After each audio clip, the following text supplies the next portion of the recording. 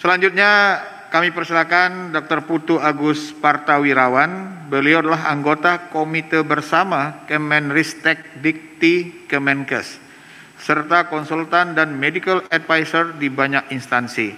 Kepada Dr. Putu kami persilakan dengan waktu 8-9 menit. Silakan, Dok.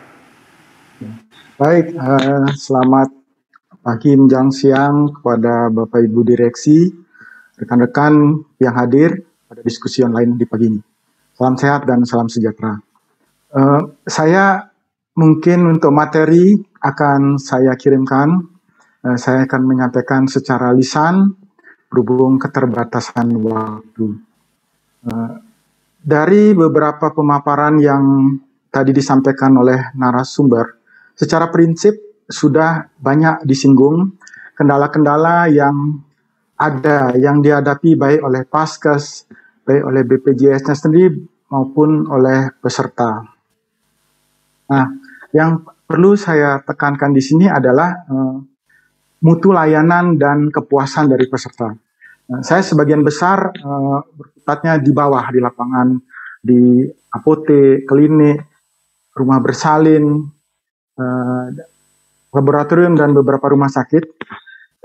Secara prinsip saya lihat, untuk Paskes, ada kecenderungan kalau dia dibatasin, misalnya dengan kapitasi, mereka akan cenderung menghemat sehemat mungkin. Sehingga seperti yang tadi beberapa narasumber sampaikan, ada usulan peningkatan biaya kapitasi, sehingga tercukupi untuk biaya operasional Paskes ini.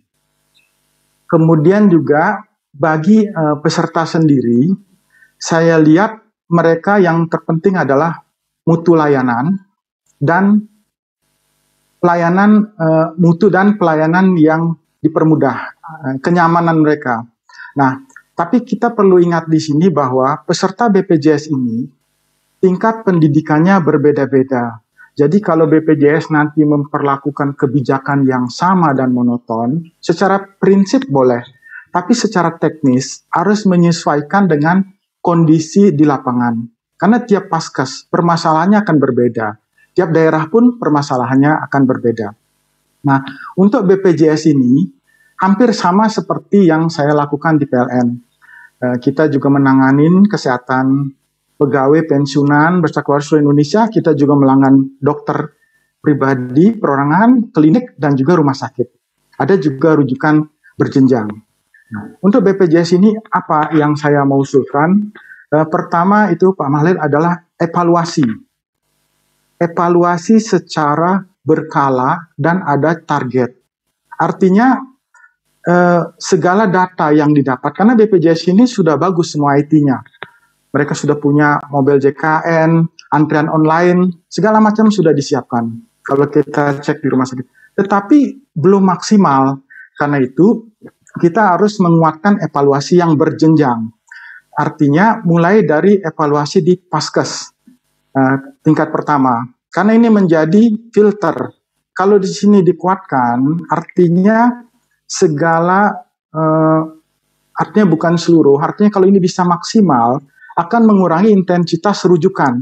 Tapi bukan berarti juga mengurangi mutu layanan. Nah, seperti yang tadi narasumber sampaikan, tetap kita harus berpegang pada kendali mutu, kendali biaya. Seperti ada tim TKMKB tersebut. Nah, apa yang dilihat? Kalau bisa di dalam Paskes primer ini, kita punya sistem tersendiri, ada indikator-indikator yang kita bisa masukkan di situ. Itu pernah saya lakukan di PLN. Jadi pertama apa? Yang berbiaya terbesar.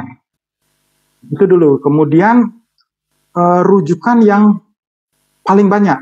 Kalau sekarang kan BPJS membuat rasio rujukan 15% dari pasien paling maksimal.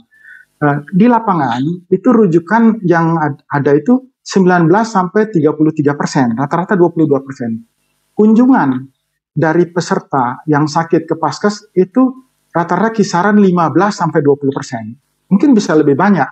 Itu yang saya bilang tadi, antara perkotaan dengan daerah akan berbeda.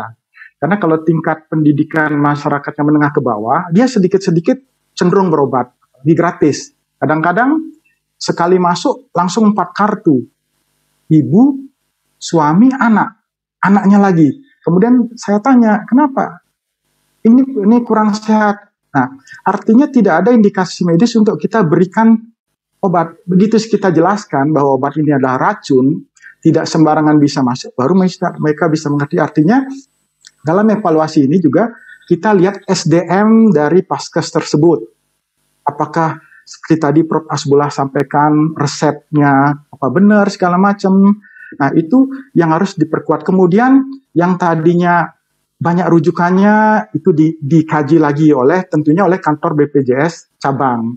Nah, yang biasa berobat terlalu sering, ini kenapa, itu ada kajian-kajiannya lagi, sehingga target yang mau kita capai ke depannya itu adalah penurunan angka kesakitan, kemudian penurunan biaya dari segi rujukan yang berkurang, dan juga dari segi kesehatan meningkat. Saya setuju dengan narasumber tadi, rata-rata biaya terbesar itu di penyakit kronis, makanya ada penguatan di Prolanis. Prolanis itu program pengelolaan penyakit kronis. Kita harus perkuat edukasi di situ.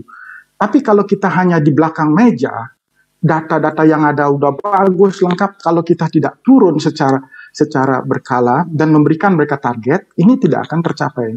Dulu saya lakukan begitu. Saya kasih pemetaannya kepada direksi. Nah, permasalahan-permasalahan yang ada, langsung kita petakan. Jadi direksi ini karena sibuk, tentunya dia tidak mungkin yang kecil-kecil. Jadi kita yang memberi langsung bahan, sehingga mereka hanya merapat untuk eksekusi. Nah, ini akan mempercepat kebijakan dari atas sampai ke bawah. Itu dari segi peserta yang mereka alami. Nah, kemudian yang di Paskes tingkat 2 untuk rujukan, itu sering mereka mengeluhkan antrean, keterlambatan. Memang kita dari Paskes dasar itu sudah ada online langsung, tetapi di sarana kesehatan tingkat 2-nya itu kadang-kadang mereka menunggu. Nah, kita tidak bisa, permasalahan apa? Nah, ini yang perlu dikuatkan oleh tim verifikasi.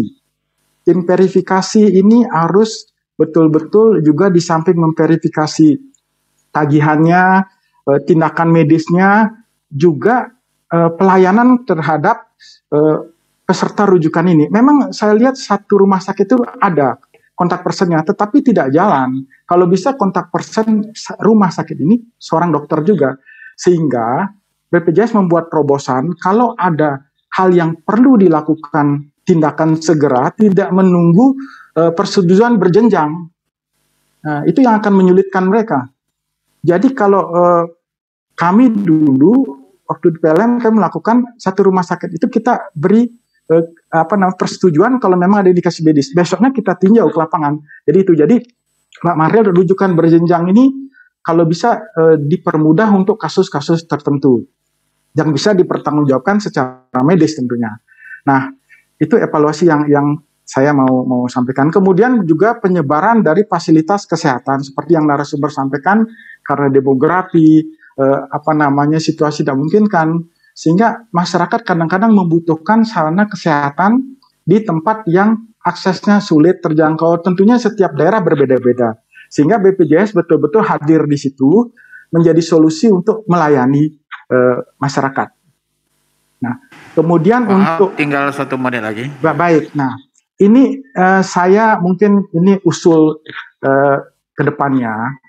Alangkah baiknya kalau BPJS mengkaji, menyiapkan sarana kesehatan sendiri. Nah, karena sering terjadinya antrean, penuh, segala macam, kemudian juga pelayanan. Nah, kalau kita bikin sarana kesehatan sendiri, misalkan satu provinsi, satu dulu percontohannya, rumah sakit tipe D, tipe C yang menyesuaikan dengan kebutuhan peserta BPJS. Saya yakin karena kita punya peserta, istilah pasiennya ada, pasti rumah sakit ini tidak akan kolab. Dari segi pembiayaan tentunya akan dikaji. Nah, dari situ kita akan bisa melihat sebagai percontohan bagaimana peserta BPJS tersebut dilayani di rumah sakit itu secara baik. Jadi itu usulan saya yang konkret, evaluasi, kemudian peninjauan tentang rujukan berjenjang, dan membuat sarana kesehatan sendiri. Itu aja, karena yang paling utama dilihat di masyarakat adalah layanan dan mutu. Kalau itu baik, mereka dengan tersendirinya akan tergerak mendaftar menjadi peserta BPJS. Selama ini itu yang suka mereka keluhkan. Itu aja dari saya Pak Mahlil dan Bapak-Bapak Direksi dan rekan-rekan sekalian yang saya hormati. Terima kasih atas waktunya.